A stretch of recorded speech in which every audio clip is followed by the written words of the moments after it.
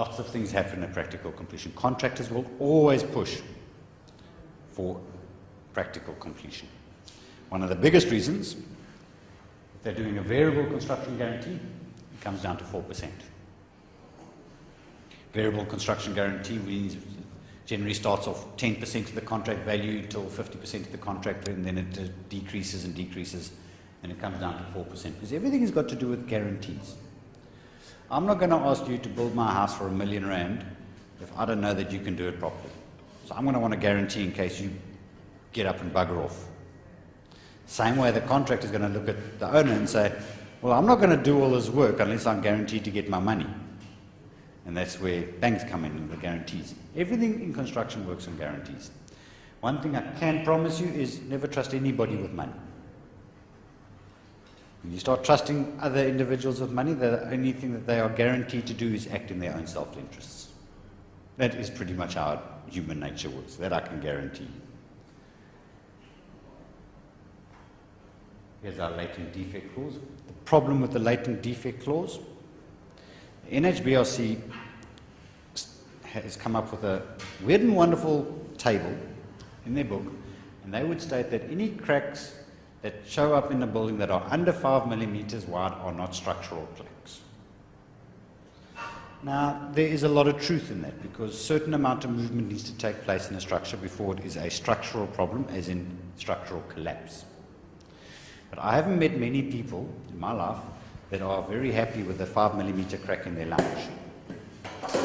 So it's always a bit of a play, is how do you actually define what a latent defect is, what a structural defect is, and what is acceptable to the client.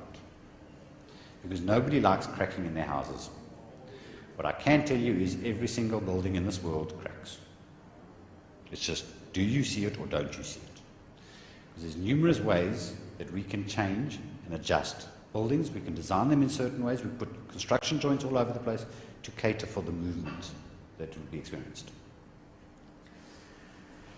The last item on our 7 C's would be communication. I must be honest, I did not give it nearly enough pages. I could talk to you for the next 100 years of the importance of communication.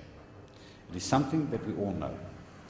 Communication is what governs our lives. It is what makes us different from the primates in this world. We can communicate, we can share ideas. It's effective communication that we need to do. Who communicates with who? One of the biggest problems you will find, we all know this, if you have certain people communicating with certain other people, it causes problems. You need to control who's talking to who. I have often been employed at that petrol station, another same example again. I'm going to use that petrol station as a lot of example because it was an absolute disaster and we need to learn from our mistakes. I was employed by the contractor. It was a turnkey contract. Contract states that I have no obligation or anything to the owner. I have no contact with the owner of the premises. But my common law position would state that if I know something is wrong, I need to tell everybody about it, especially those that are going to be seriously affected. So I went along and told the owner. They threatened to sue me because they're saying contractually I'm not allowed to talk to the owner. I told them, go ahead, I'm dying to see whether my common law or my contractual obligations, which one supersedes which. There is no ways in this world you will ever be sued or found guilty for doing the right thing. It's physically impossible. And if you are found guilty, I think we need to find a different judicial system. But I can assure you, they will never ever take you on for doing the right thing. What is communicated? Now we're starting to come up with responsibilities, authority, etc., etc. Certain, sorry. But is that not in contradiction with what you just said now, that there has to be a control of who talks to who? You need to control it, but within the realm of the law. You can't legally make somebody do something that is not within the realms of the law. You see, they turned around to me and told me, you're not allowed to speak to him contractually. And I'm saying, no, common law supersedes any contractual obligation that I could possibly have, So you can't stop me from talking to them because the information that I want to give them is of very big detriment to them. You can't hold back on any information that would change somebody's decision about something. Now, the information that I gave across about the building being out of square and not up to standard obviously affected their payment certificate. Now, I can't hold back that information. Now, we operate very morally in the construction industry, and common law always prevails. So, but you can stop the owner from talking to the guy digging the foundations. Because if the owner's talking to the guy digging the foundations, he tells him, no, dig this foundation over there, then there's a problem, because now the owner is instructing the staff directly. That you need to make sure that it's a problem. That is what I mean by who communicates with whom. Because often what you'll find happens, at 6 o'clock at night, on his way home, the owner stops by the building site, and he talks to the foreman on the building site saying, but I want another bathroom over here quickly. And the foreman goes along and starts building a bathroom. The engineers don't know, the architects don't know. The bathroom may not be allowed to be built there because of some servitude. I don't know from a structural capacity, so now all of a sudden I have extra weight on the site that I didn't account for.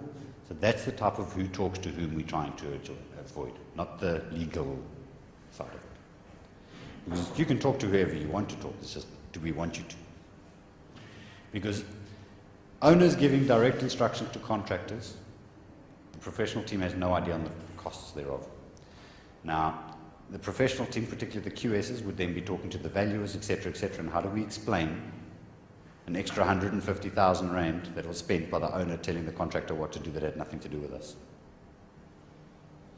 Every decision has to have a trail. How? One of the biggest problems in this world is how do we communicate with each other? Via email, fax, telephone? What is acceptable?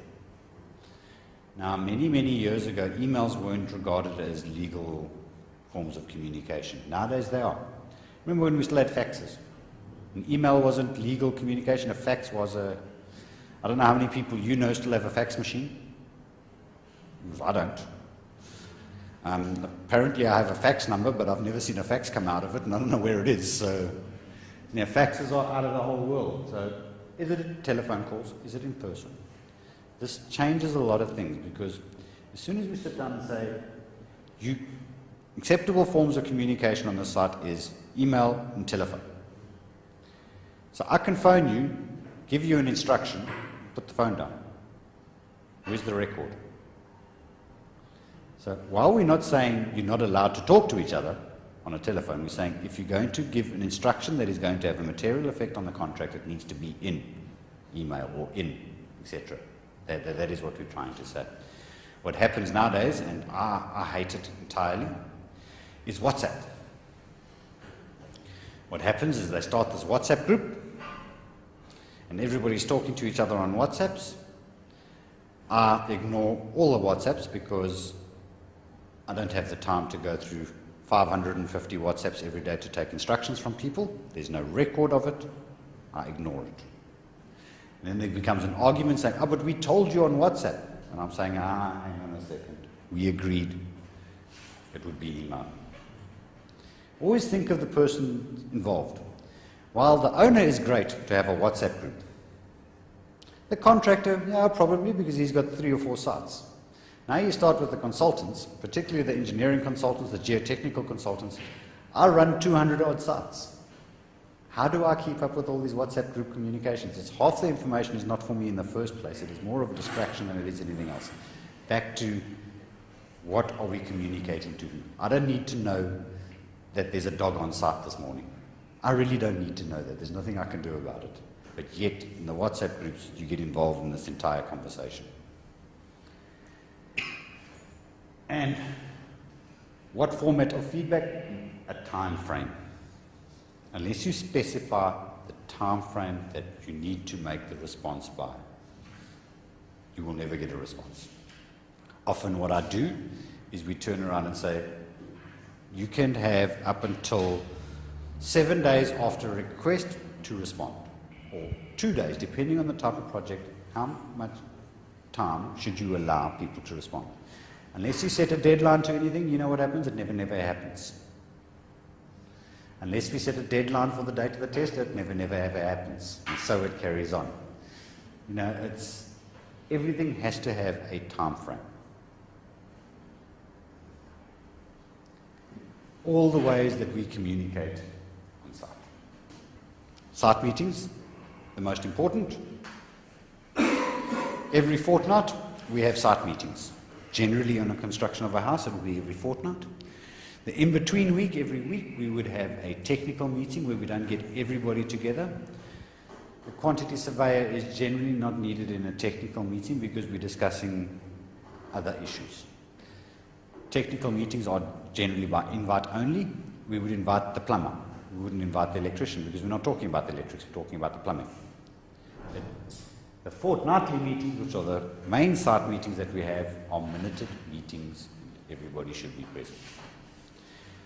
The issue is, those meetings never ever follow a program.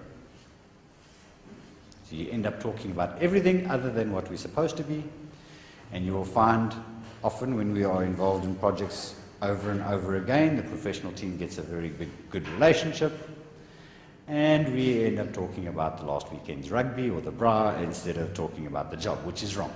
But it happens, don't get me wrong. It's like every meeting. I'm sure when you're in your office, you have meetings and you spend an hour in the meeting and you achieve absolutely sweet bugger all. Request for information. That is the contractor's biggest tool to claim delays. I know I said that very badly, but it is the facts. Often you will find contractors will bombard you with requests for information that are absolutely ridiculous. When we are handing over a site and you haven't even started pouring the foundations, you do not need to know what the balustrade detail is. So if he gives you a request for information for the balustrade detail and he says he wants that information in a week's time, it is a ridiculous request for information. But you can't ignore it. You need to sit down, write back to him and say, we disagree with the time frame of that information because it won't be needed until such and such a time according to the program. Because what happens, the contractor will write you a whole pile of requests for information. If you do not supply the information by the required date, he can claim a delay. He claims a delay, it extends the contract period, you pay him more P's and G's, and so it carries on. And then when we get to the end of the project, and the project is 15 days late, we come along to all the RFRs and we decide who is now responsible for all this extra money that was spent unnecessarily. So as a professional, be very, very wary of the RFRs from a contractor because it's his legal notification that he needs more information. It's also a very good thing for the contractor because he needs to tell you, I can't build this, I don't know what it is. A request for information is generally a request for a specification of an item that was not clear at tender. If you do your tender documents completely and everything is specified, there should be no RFIs. Does that ever happen in life? Not really. Site instructions. Often what happens, a request for information is issued, and we have to change whatever was originally designed. We don't know what is below the ground all the time. Some of the times we do, most of the times we don't. When you're digging out your foundations, you might uncover a rock. Contractor sends out a request for information. You need to respond. Either we instruct him to remove the rock, which he never quoted for because nobody knew it was there, which is more money. Or we tell him to go around it, or we tell him to go over it, or whatever the case is. So he needs to be instructed, what do I do? Now the problem with site instructions is most people write them out. We issue the instruction and tell them, go around the rock, go over the rock, but there's no monetary value attached. At the end of the project, the contractor just writes whatever figure he wants to in there because the monetary values were never agreed to in the first place, and where do you stand? You can't argue. I'm currently busy with a quantity surveyor. I know them very, very well. On a site in Claremont, some of the photographs that you see were from those sites. And he sent me a WhatsApp saying, can you confirm the discussion on July 6, 2015 that we increase? I said, no. client a story. Because I never gave him the instruction. I never signed the instruction. I'm not going to come along 2 years later and say, yes, no, that happened, and so he can get more money. He hasn't said in as many words that, no, he just needs me to confirm this, that because he wants to claim. He hasn't told me because I want to claim part. But I know for a fact, why on earth are you asking me for such and such information? Confirmation of it 2 years later, because you want to claim. So I say, yes, no, that happened, then what's going to happen? They're going to all turn around to me and say, but why didn't you do the site instruction then, when it happened? And then they're going to try and hold me liable for the increase in costs. So I just turn around and say, sorry, not my problem, your problem, no. In construction, you'll find a lot of times it's all about shifting the blame. It's a horrible thing to say, but it is the truth. Can I just ask, on that site instruction, is it advisable for the contractor to ask the engineer to put the price on the site instruction?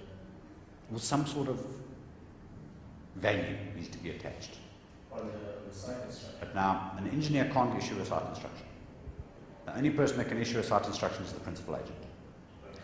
I can instruct a site as an engineer to cease works because of health and safety reasons, nothing else. So the principal agent needs to issue the instruction. I issue the recommendation, the agent issues the instruction, and the cost must be sorted out between them. Aren't there any cases where the engineer is the principal agent? Yeah, often happens. So basically, he can issue it. If he's the principal agent. Yes. Yeah. Okay. So you can write the price on the site instruction, even though it's not anywhere on the bill of quantities. Yeah, because it's an instruction. It's changing whatever is in the bill of quantities. Okay. If there is no price in there, the contractor does the job for whatever the amount is. That happens all the time. Yes. The problem is How does he claim the money? that's the problem, because now you're going to end up 2 years down the line wanting to claim money for something happened a long time ago and nobody can remember exactly what happens. We're all going to say, hang on a second. Agree the price up front. If you're going to change something from the original bill of quantities, agree the price. So in other words, if I have a red door and I want a pink door, what's the price of a pink door? Get it approved. Because as the principal agent, you are not allowed to increase the value of the contract without owner's approval. Because remember, you're all signing a contract. The owner has a bond for R1 million. You increase, do all these changes, increase it to 1.4 million rand. Who's going to pay the 400,000 rand? The owner doesn't have the money. Somebody needs to approve any variation in cost. Now, what you'll find is we always have a contingency. So when we do a bill of quantities, the contractor prices it, and we'll turn around as a professional team, generally the quantity surveyor will say contingency at 5% of X amount of money. That is what the professional team is allowed to do without asking for authorization. Because there's always changes involved. We need to get authorization once we start going over that, and you will find that we hang on to the contingency as much as possible, because all the extras come on the finishes, not necessarily on the structure. But there's always a contingency for the professional team for where we made a mistake. But otherwise, who's going to pay for it? And that's the case we're sitting now in Claremont. He wants to claim more money, and I know for a fact the guy doesn't have any, so I'm not going to sign it 2 years later and then sit down and try and explain why I never got authorization. And if you don't get the price up front, how do you argue what it costs afterwards? It's like buying a car. You don't go pick up the car, walk out the building, drive around for 3 months, and then the guy phones you up and says, hey, listen, this is the price for that car. He's like, oh shit, if I knew that, I would never have taken it. Stay out of arguments, do things up front. Always the best way to do it.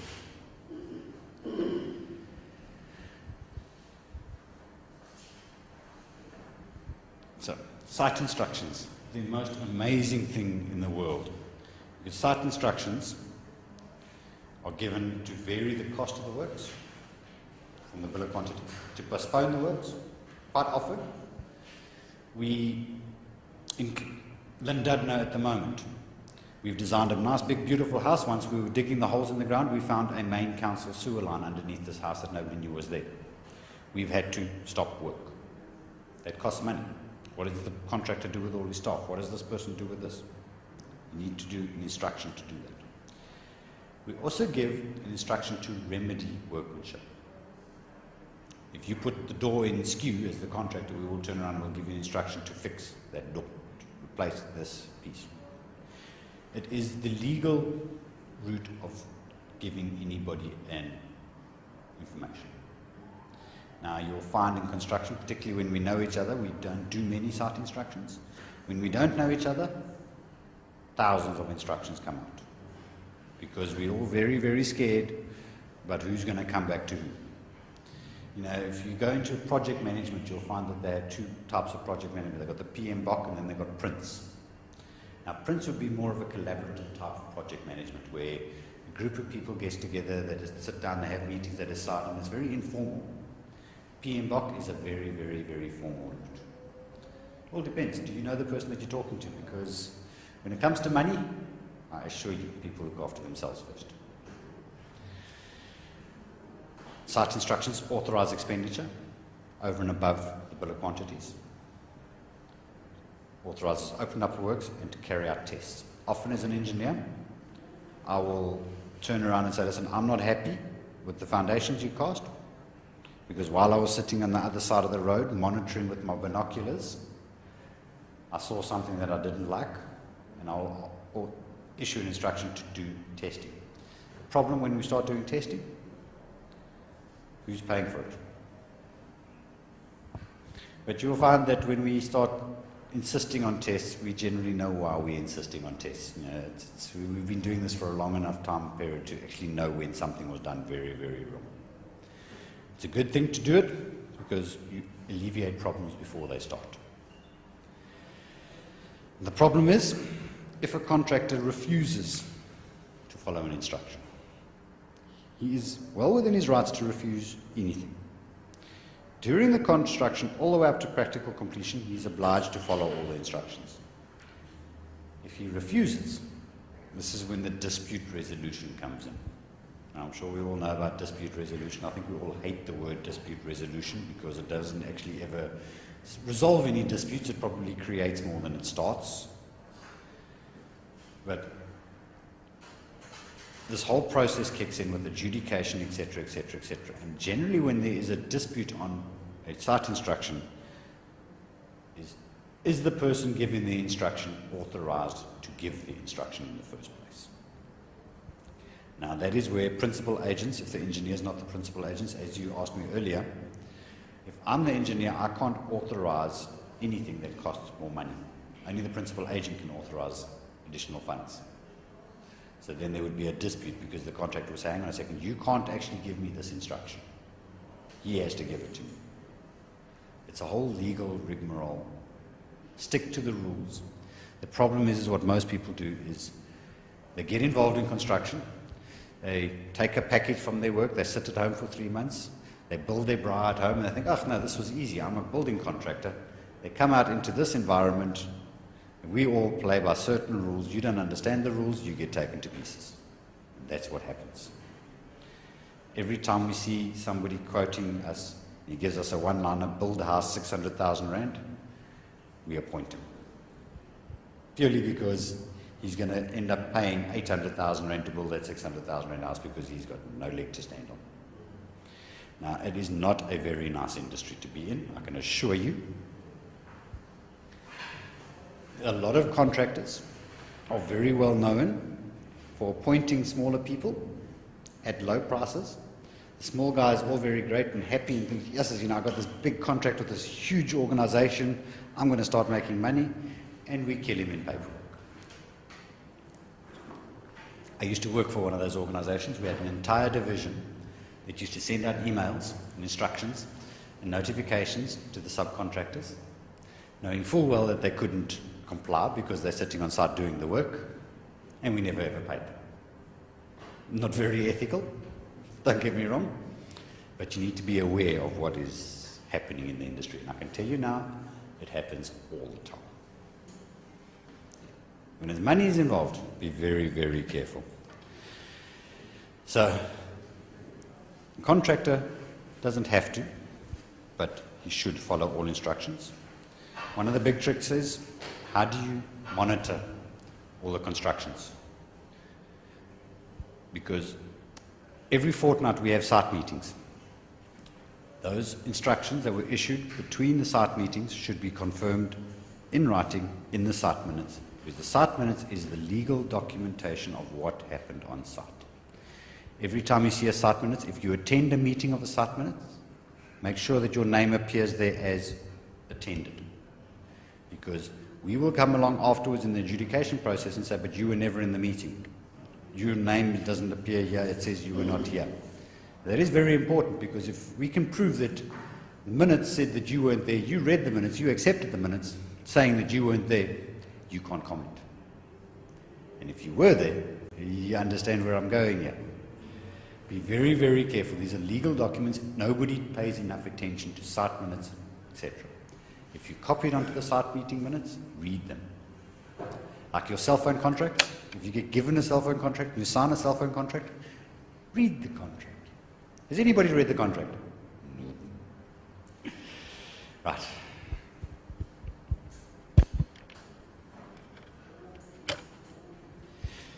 Session 3, the beginning of day 6.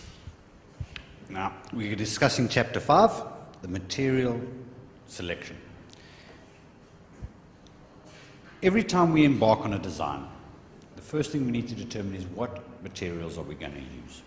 The materials selected in this process has got a very much bearing on how we design the building. If I'm going to build a wooden house, I have wall thicknesses of 110, 114 millimeters.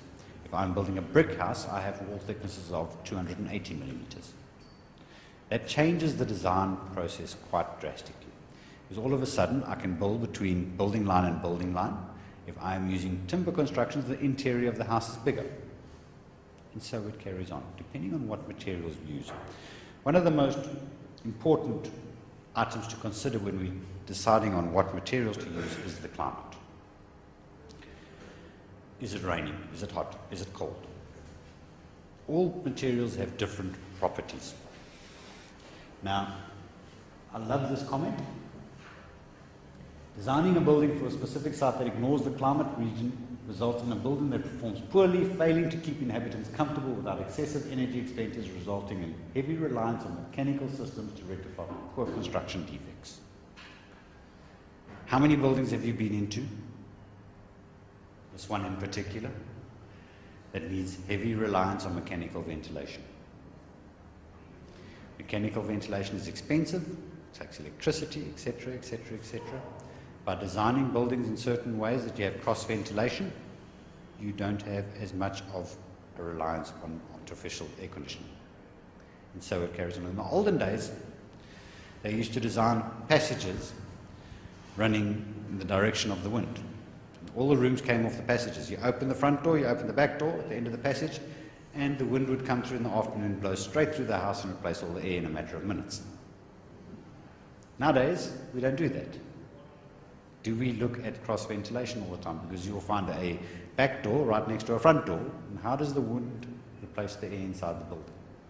So then you are forced into little small rooms, ventilation fans. How many times do you go to a bathroom that doesn't have a window and it's got a ventilation fan in it? Now that is a small version of it. This building consumes an enormous amount of electricity and ventilation. Not so much in these rooms, but if you start going down into the commerce building, into the basements over there, there is no cross ventilation. It's a myriad of passageways, very poor ventilation. Doesn't keep the inhabitants comfortable. It gets exceptionally hot, the air gets stale. So always think of the climate that you're in. Building dungeons underground is nice in very hot climates, but very, very bad in cold, wet climates.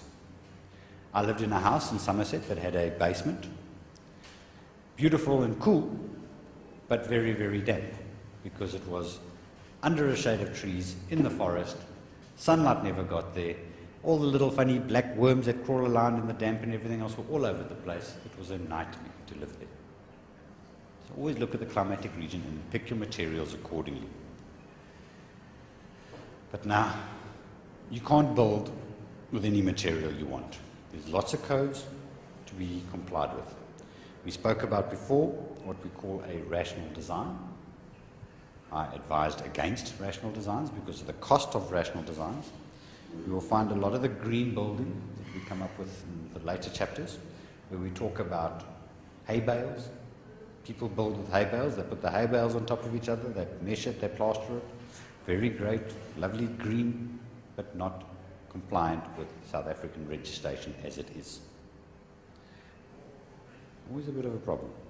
South African legislation covers timber, brick, concrete. Does not cover these weird and wonderful, funny hay bale materials. Is it legal to build a house with precast Wall panels, and you plaster on either side of it. As long as you insert polystyrene panels, etc., etc., etc., to get the thermal capacities up here. Oh yeah, no, most definitely. The problem is, all of those things that fall outside of the 0100, the SABS code, need to have an agreement certificate. Now, in the notes, somewhere along the line I refer to an agreement certificate. It's actually an agreement or something to that effect. It's not an agreement as in the word agreement. It's spelled slightly differently. So if I come up with a unique design that I patent or whatever the case is, I can't just go along and sell it to the public unless I have an agreement certificate, which then is an authority similar to the SABS, which will look at the design, look at the product, test the product over a period of time, do certain other things to it, and then they will issue a certificate stating fit for use, which is a rational design. The problem is how long does it take to get that, and how much does it cost? There's a crowd up in Durbanville that does that. Precast walling, polystyrene panel, plaster over it. That works well. I don't like it particularly, but it works well. Personal favourite is timber. I love timber houses. I think it's the best material to build houses in, particularly in varying climates, hot, cold. If you go anywhere in Finland, it's all wooden log cabins. And build with brick in the middle of the Arctic, or built in wood. Wood is warm. Concrete is cold. Do you really want a cold building in a cold environment? Because if I don't put a carpet onto a concrete floor, the house is very, very cold. But if I have a wooden floor, wood is warm. Wood keeps the energy for a while. But 90 degrees Celsius in the middle of the desert in Namibia, you're going to want a nice concrete structure because it's nice, it's thick, it's insulated, and it takes a long time for the heat to transfer through. So during the day it heats up, and then in the evenings when it's 2 degrees Celsius, the concrete is still retaining the heat because it takes a long time to dissipate the energy. So you prefer to have a concrete building purely from the temperatures. So different climates, different materials gives you different building methods. Always look at the climate when you're selecting material. But what happens in the real world? How much does it cost? Let's be honest. Construction is driven by cost. We would all love to have a solid concrete wall, but we go along and we build them out of all sorts of other materials because it costs less.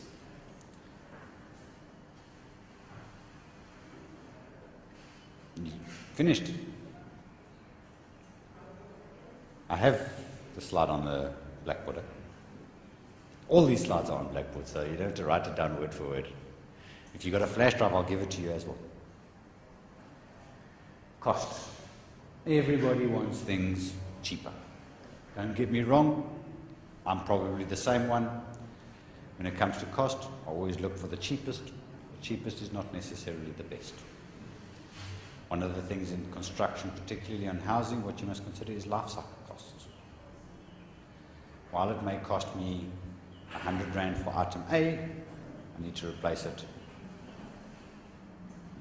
another year later. So what we end up with is,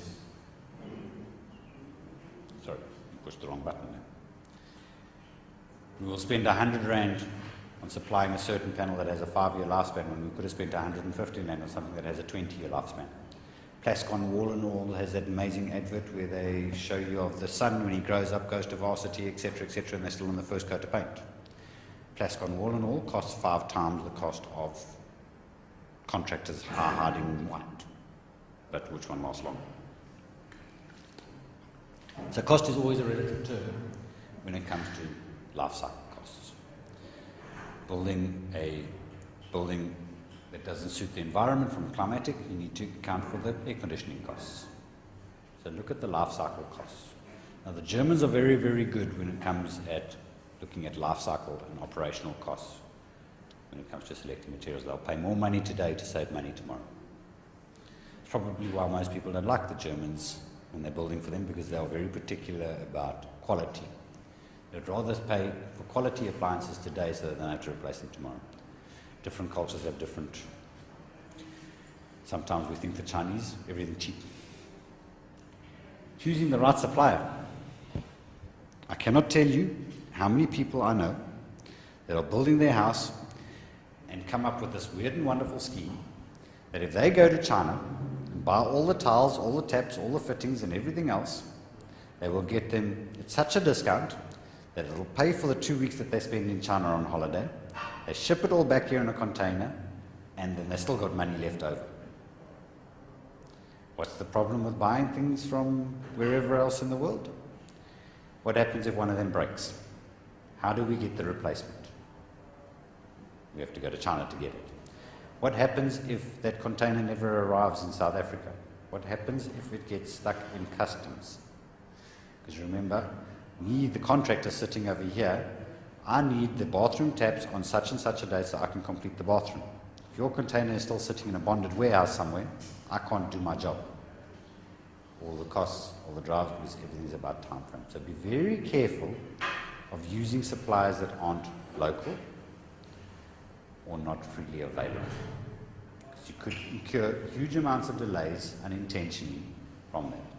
Products from China sometimes don't fit South African specifications. We all know this electrical plug points.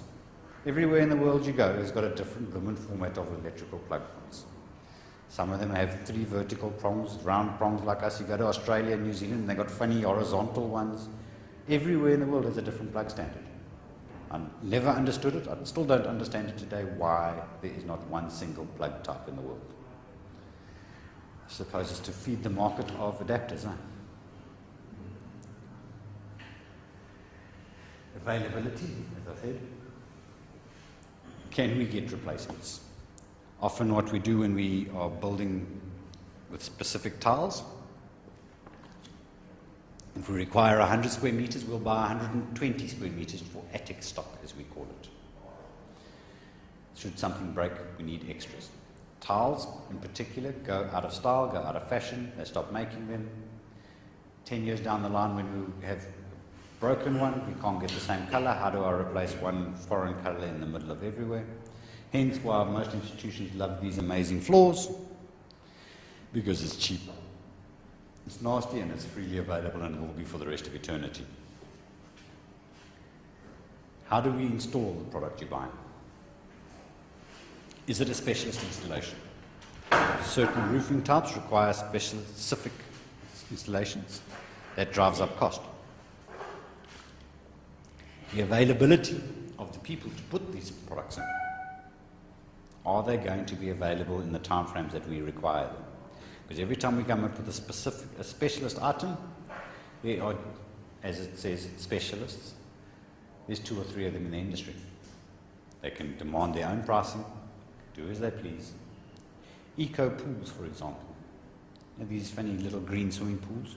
Don't use chlorine. What they do is they plant a whole lot of little weird and wonderful plants. They run the water through the plants filter the water, etc., etc., etc. Great idea. How many people can do it? 2 or 3.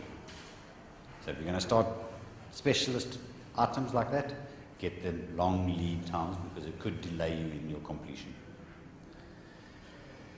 Obviously, being an engineer, I had to put that one in. The strength of the material. I can't put a concrete slab onto a wooden substructure. Quite straightforward and simple. The wooden members will not take the weight of the concrete slab. So, depending on what you want, because while I have a 13-year-old daughter, I don't have little kids, I don't mind a wooden floor in my house. If I had 3-year-old and 5-year-old kids, I would have a big problem with a wooden floor, because they'd be running up and down the passageways upstairs while I'm trying to watch TV downstairs. So it all depends on what you want. Now, if you don't want a wooden floor, you can't have wooden walls, because I can't put a concrete slab onto it. And so it carries on. Remember, we spoke about most of the decisions are mutually exclusive. There's certain things you can, you can't have. So always look at the strength of the material when you're deciding what you want. And the thermal performance. We spoke a lot about the thermal performance. It's a big thing going green nowadays. We need to drop our usage of all natural resources. Electricity may not be a natural resource, but I am sure the production thereof is very much into the green ability.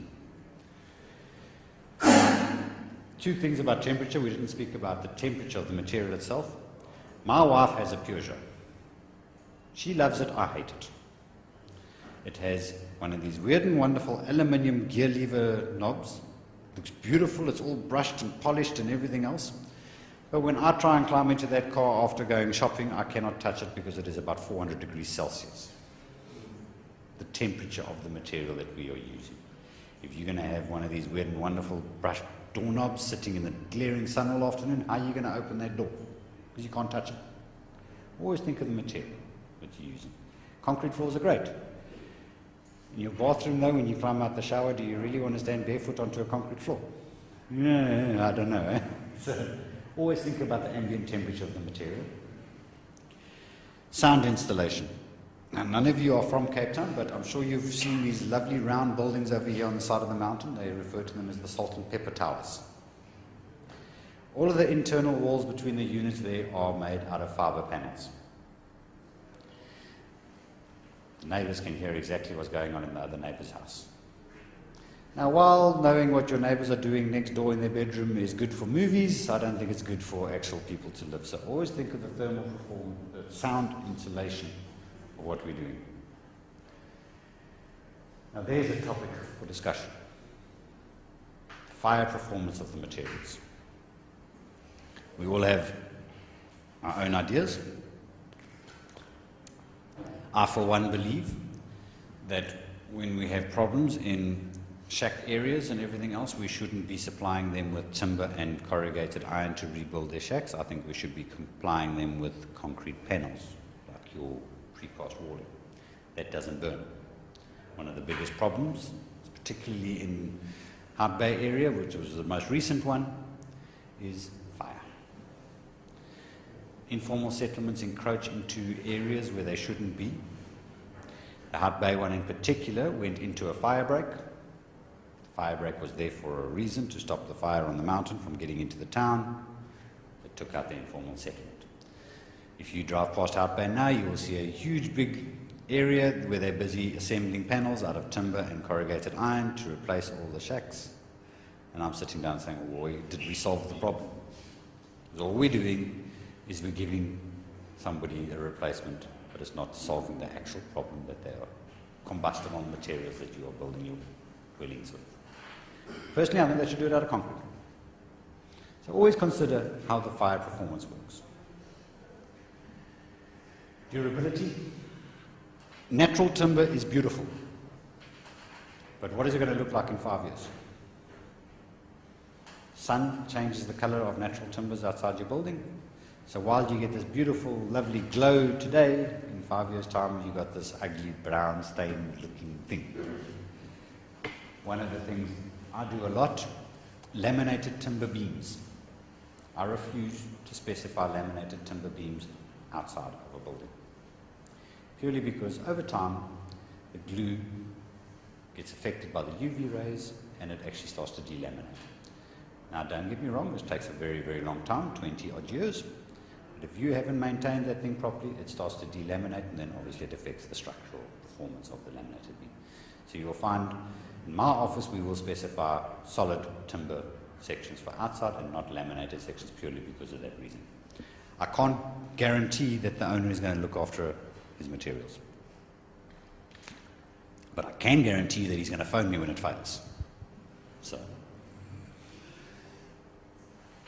Maintenance.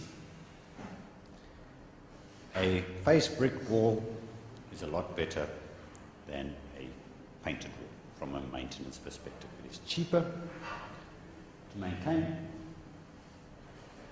The performance of the material very similar to the structural stability of the material.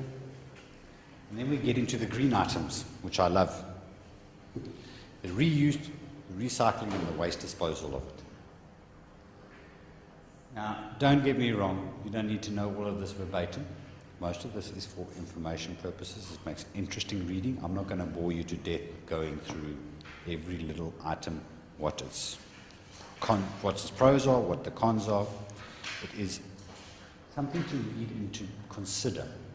Now, while I would love to stand here and say, follow all these instructions and you'll be able to build yourself a really good house, I can't say that, but what I can say is you'll probably know more than what everybody else does about building the house.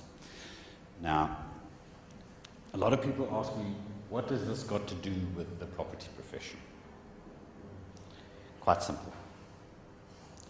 If you can look at a building and determine that this is a low maintenance structure, built to last 20 years, compare it to a high maintenance structure which has a lifespan of 5 years, which one is worth more? Which one are you going to give a higher bond for when you're approving that bond approval? You're going to give the higher value to the one that's going to last longer. Now, valuers are often involved with banks. 20 to 30 years it takes people to pay off their bonds. Wouldn't you be very, very, very upset if you go and approve somebody a 30-year bond for a house that's only going to last 5 years? You need to be able to identify this. It has a major impact on the value of the property. You know, particularly now that they're giving out bonds to 30 years. 30 years is a hell of a long time. Will it actually last? Will it be there? Will it perform adequately? Or is the guy going to sit in his lounge and freeze to death every winter? These are very important considerations when it comes to the value of a building. Something to always think about. I would always say a face brick house is valued more than a painted house. I think the general norm in the industry of value is exactly the same, purely because of a maintenance perspective. Always think, but there's a lot more to just face brick or paint. Does it work? Does it function? Is it going to cost you money? When it comes to waste disposal, the first thing that comes to mind is asbestos. Many, many years ago, we used to do everything in asbestos. How much does it cost to replace an asbestos roof nowadays? There's certain rules, laws on replacing asbestos. It has to be removed by a certain registered person, vacuum packed, taken to a special waste disposal site, etc., etc., etc., etc. All of this drives up cost of maintenance. Higher cost of maintenance, lower cost of building. My theories. That's where we come to life cycle costs. We're going to take a break now.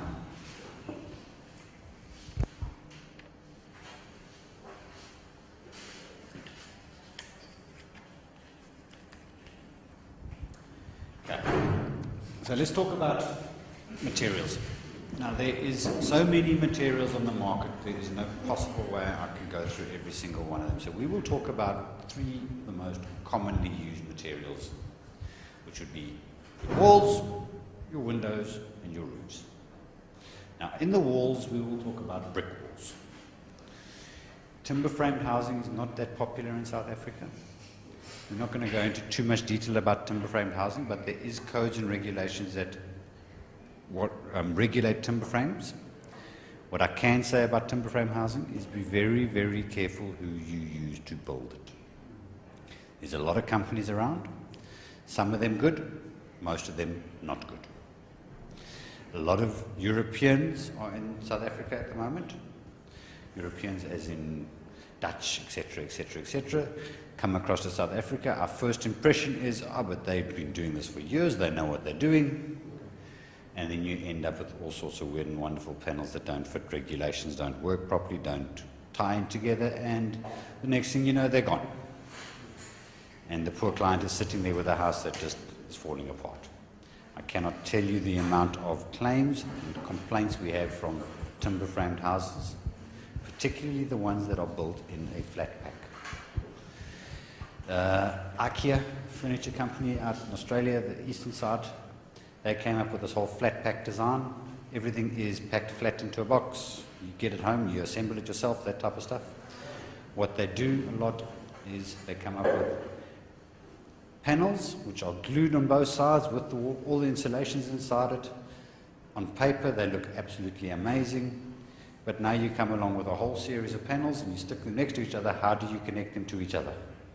So you end up with a system that starts doing this. They don't follow the codes properly because they are not South African. They think that they are no more than we do. The wind starts howling, and what happens? Things don't work. Be very, very careful who you do a timber home through.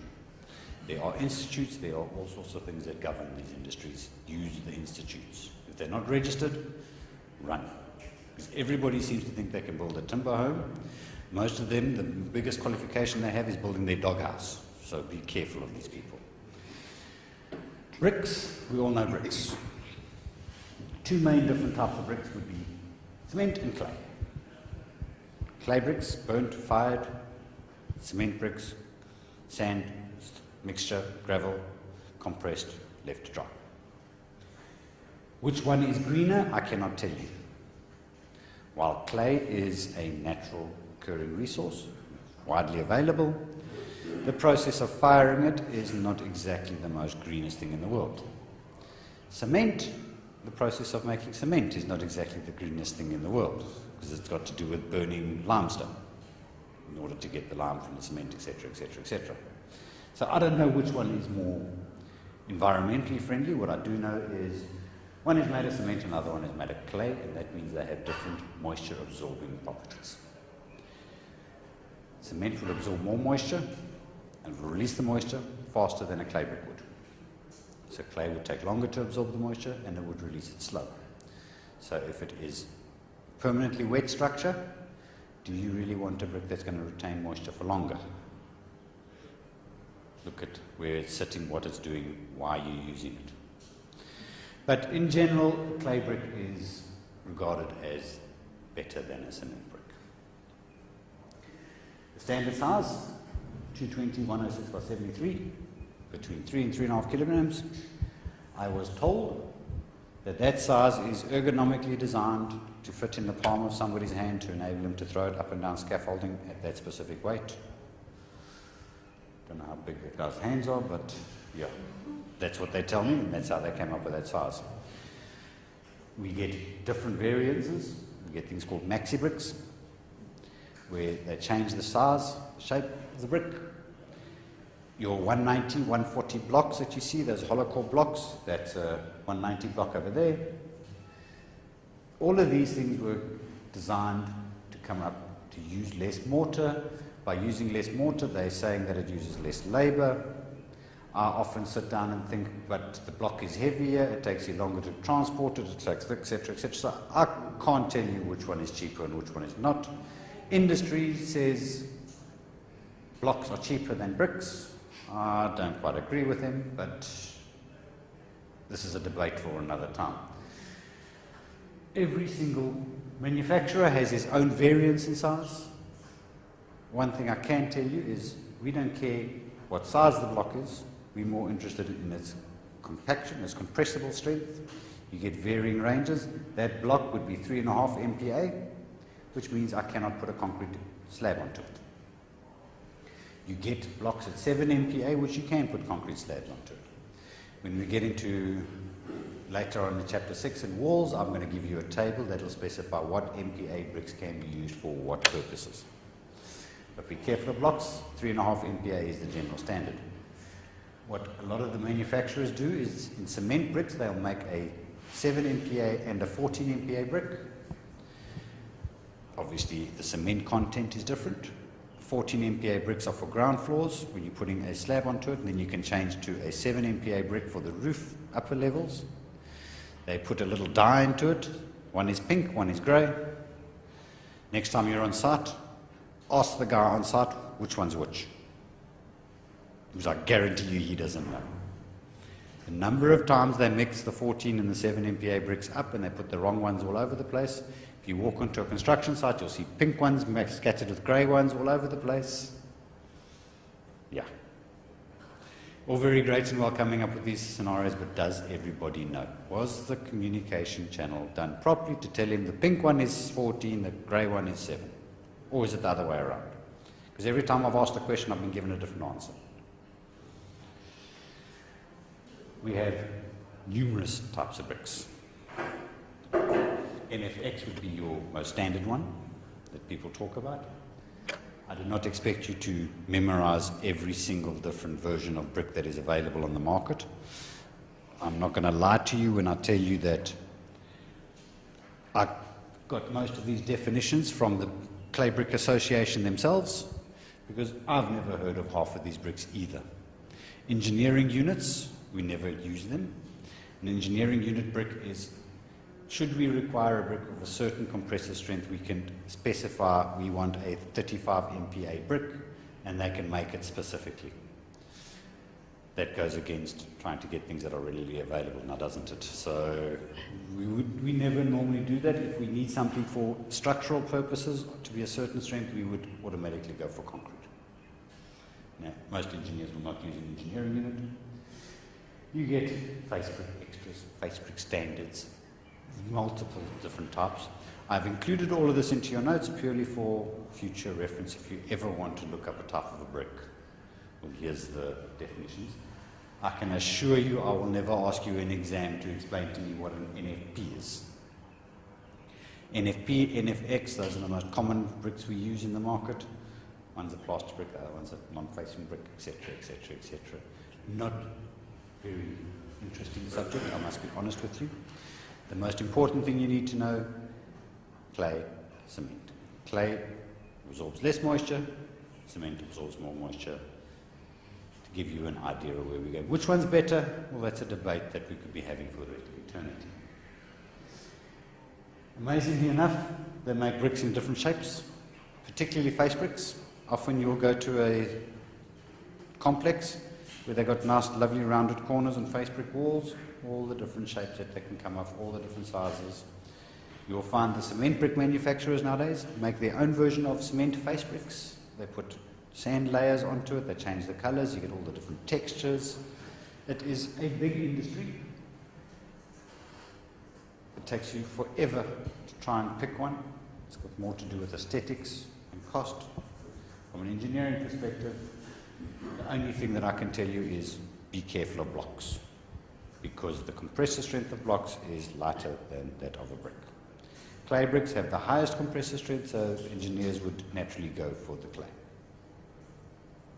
But it is very much a personal choice nowadays.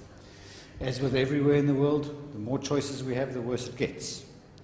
I'll walk into Pick and Pay, my wife tells me to go and buy Stay Soft. She tells me buy the one with a baby on it. And then I stand in Pick and Pay with 47 different versions of Stay Soft with babies on it. I mean, pick one.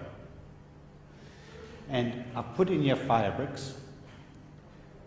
Fire bricks are specific bricks. You don't find them often. They are used for kilns, not fireplaces. Fireplace you can get away with quite comfortably with a clay brick. You wouldn't suggest you use a cement brick in a fireplace because of the dries out the moisture inside the cement. Cement loves to be wet. Cracks appear. You'll find often clay pavers are used, etc., in your fireplaces just to line it. If you go into any restaurant or whatever the case where they have a fireplace, you will see clay bricks lining the outer edges, which is your fire bricks. What do we need to know? Every brick has a different size. The problems with different sizes is if you start with one brick, you've got to finish with one brick. How do I build half the wall in a 190 block and then try and carry on with a normal standard stock brick? It just doesn't work. The courses don't work, this doesn't work. So if you start with one size, finish with one size, otherwise it's going to be a disaster.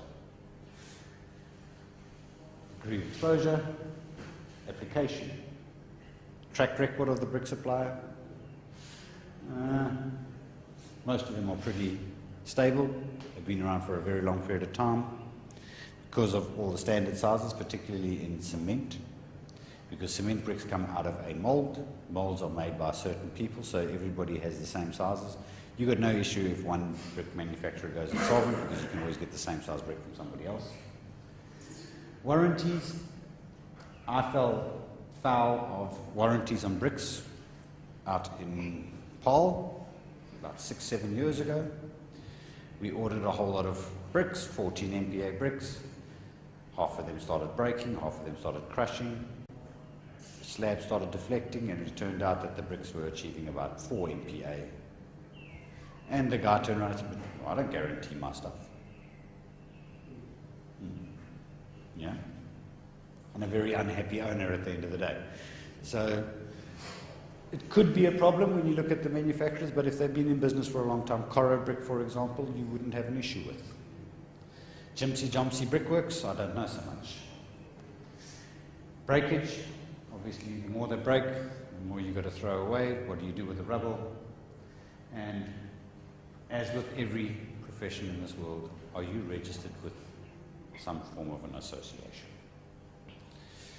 There are professionals have two types of registrations. You have a government registration, which would be EXA, which is the Engineering Council. Architects have SACA, whatever they want to call it, South African Institute of Architects, something to that effect. That is the government institution that allows you to trade. Then we have what we call SASI, which is the South African Institute of Consulting Engineers, which is a private organization, which we also belong to. Now, all of your brick, block, everybody manufacturers would belong to some form of a private organization. You don't need a license to manufacture a brick.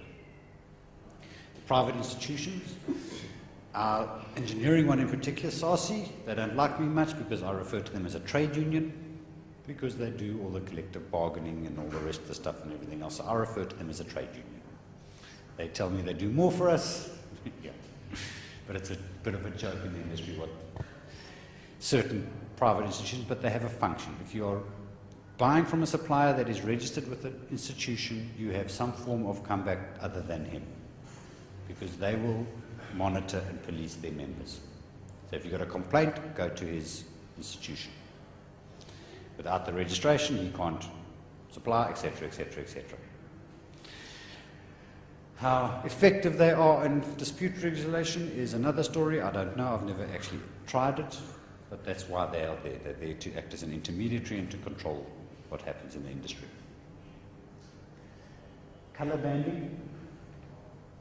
If you're going to buy a specific type of face brick, in general, you're going to need 60,000, 70,000 bricks on a house. There's no ways that 60 or 70,000 bricks comes out of one batch. Every time you mix a batch of cement, certain color differences will come in. If you get 10,000 delivered, 3 weeks later you buy another 10,000, you'll find there's a different color. If you build your wall up to the third course all the way around, the next batch arrives and you will actually literally see the change in color on the side of the house. What they do is they deliver enough bricks to build the entire thing, and you mix and match and you take out of different piles as you go along, because then you blend the colors into each other and you don't notice it so much. Any time somebody's doing a face brick house, this is what they should be doing. We are not lazy. We're not taking off this pile, taking off that pile because it's closer. It's because we are mixing and matching the bricks so that you don't see these color bands. Because it looks really, really terrible when you walk into a house and you see a definite line where the brick changes. Often with cement bricks, when you're doing the face brick version of it, it goes out of stock and somebody does an alteration and you can see from a mile away where he started the new build and the old build, because it's two different colors. Color banding is a problem. Which brings you back to, if you're going to be building a house for somebody who is going to do it in phases, you're going to want to plaster and paint it. Because if you're doing it in face brick, the chances are you're going to end up with these definite different colors. Different advices for different scenarios. So always remember color banding, because if you're building in phases, you don't want it to look like a phased build at the end of the day. Compressor strengths, yes, we've spoken about that. Face brick's 10%, NFP 16%.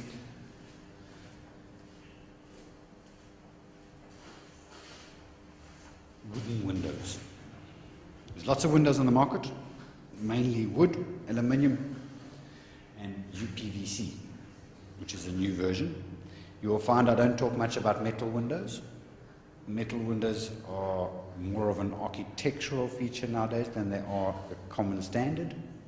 Not many people like metal windows because of the maintenance.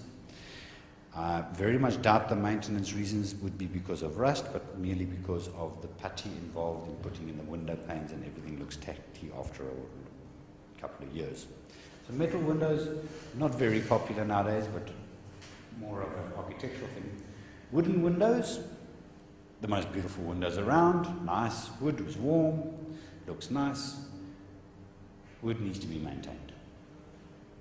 The problem with wooden windows when you buy them from a manufacturer is on the side of the window there is instructions. Nobody ever reads the instructions. Most wooden windows need to be primed on the outer edges before you build them into the walls. There's a big difference between wooden windows, aluminium, and UPVC windows. Is wooden windows are built into the structure as the structure is being built. It's got those little noggins on the outer edges that actually locate it into the brickwork. Aluminium and UPVC, they come along and they fit after the building has been built. But those edges need to be treated. If you don't treat the edges, rot starts from there, because the wettest place in the house is in the center of the cavity of the wall, which is where all the damp is trapped. So be careful with wooden windows. If they're not installed properly, their lifespan is greatly reduced. Another issue with wooden windows is drying out of timber creates screws to come loose, and you have loose handles, loose hinges, etc., etc., etc. So wooden windows need to be maintained, but they are very, very nice. An aluminium framed building is very cold, very clinical. Wood gives character. So it depends which way you want to go.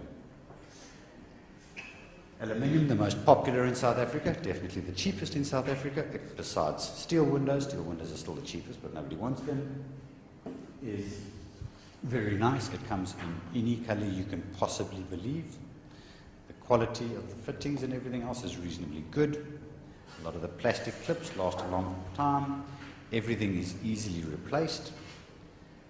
But there are multiple different types of aluminium frame sections. Some aluminium sliding doors are very good, some are very, very rubbish. And it goes back to cost, you get what you pay for. You know, one of the popular things I hear nowadays is they talk about a Mazur profile. I couldn't tell you what a Mazur profile is. All I know is it's the most expensive version on the market and in all likelihood the best. Aluminium, beautiful, lovely. The only problem that you must remember with aluminium is if you are doing a very architectural building with steel ice sections, which are galvanized, you cannot join the aluminium onto the galvanized steel because corrosion happens. So you always need to have a buffer between the two materials. And then UPVC. Very new in South Africa, it's not quite market leader, it's exceptionally expensive. It pretty much comes in one color, and that's white. I've never liked white buildings because my eyesight is reasonably good, but I cannot handle the glare, so every time I walk into a complex full of white buildings, I wear sunglasses because I can't see. But absolutely amazing windows. The quality is excellent. A lot of your double glazing is done in UPVC. They have tilt functions with a whole sliding door tilt so that you can allow ventilation in. Excellently designed windows, particularly for problematic climates, because they come from the northern regions. Lovely windows, but as I say, hellish expensive and pretty much available in white in South Africa. It's an extruded profile. So in order to get the colors, you have to actually physically add the color into a die, very similar to making a plastic packet. So very expensive to change the color of it. We move on to roofs. The roof is probably the most architectural item of a building. A very badly designed roof will make the building look terrible. A very nicely designed, interesting roof makes it look beautiful. Now we come to what do we cover this roof? Multiple products, asphalt singles, It's funny, flat little plate, looks like slate, but it's not quite slate, it's a rubberized product. Beautiful, it's petroleum based, it's pretty sort of friendly. Can be recycled, which is nice. Very, very durable. Some of them are not algae resistant, so be very careful. I'm sure you've seen houses in the past where the roofs are going green and they have to high pressure hose them because they are not algae resistant shingles. You get them. The problem with shingles is they discolor over time. You will always see extensions, definite different color lines, the clean ones, the old ones. You can't match them. If one breaks, how do you change it because the color changes? But it is very nice and cheap, and it is pretty fire resistant at the end of the day. Metal sheeting would be our most popular type of roof sheeting in this country. You get multiple different types. Be careful because there are different thicknesses as well. Now, if you're in the Transvaal, you do not need to worry about the thickness of the sheet.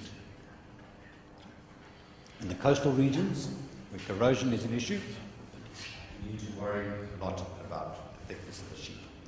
The NHBRC has certain specifications for thicknesses in the coastal areas. They define a coastal area as 150 kilometers. Fair enough. Not going to argue with them.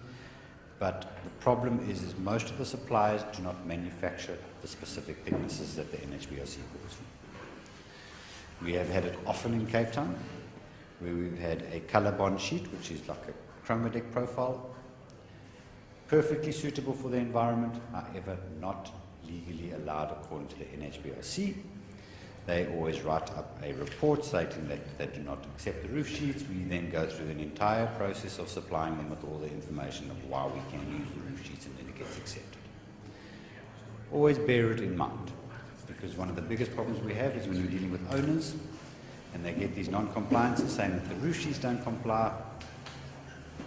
People's emotions take over, and it's actually not necessary because there's nothing wrong with the roof sheets itself. Clay tiles. Very, very nice, very popular, come in all sorts of different colors, reasonably brittle, made out of natural materials, which is great. They're not really fired as much as bricks, so they're not that much of a problem, but they are heavy.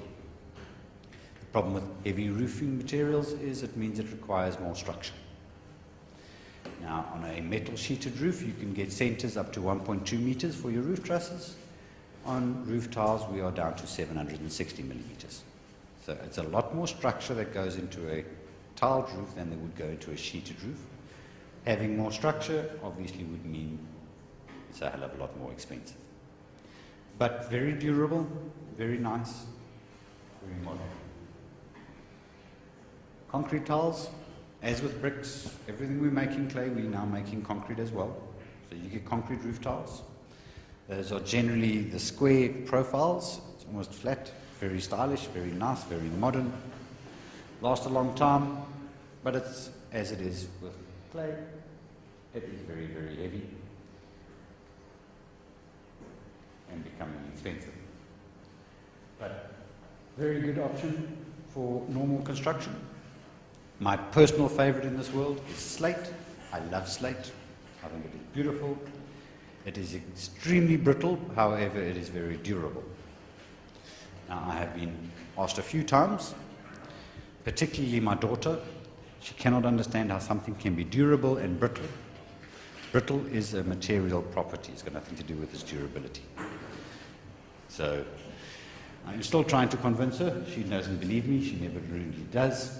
But I love slate. The problem with slate is it retains heat very well. You cannot climb onto a slate roof during the day. It is exceptionally hot. It breaks when you walk on it. If you see a slate roof on a house, track the path from the lowest point to the satellite dish and you'll see at least 6 or 7 broken slate where the people walk along. Very expensive and very heavy. Often multiple layers are involved, because slate is not a waterproofing layer. There is a malthoid member that goes underneath the slate that it is put on to sort out the water. That malthoid deteriorates over time. Often climb into older buildings and you'll see it hanging down all over the place. Doesn't handle change very well. If you want to put in a fireplace or put in a flue somewhere along the line, you need to counter flash all the way up to the top because the water's 2 tiles down. Lots of issues with slate. But as I say, the roof is more of an architectural item than it is a structural item.